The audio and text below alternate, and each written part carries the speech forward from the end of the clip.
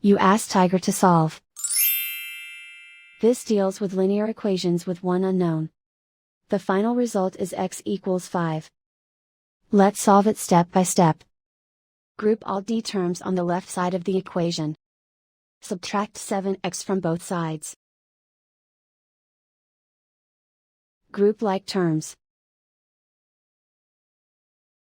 Simplify the arithmetic. Group like terms.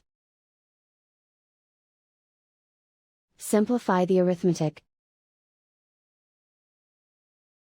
Group all constants on the right side of the equation. Add 2 to both sides. Simplify the arithmetic.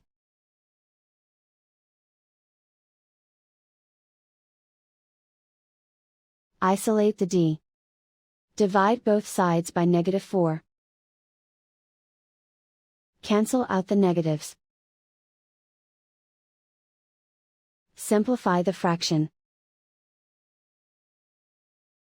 Cancel out the negatives.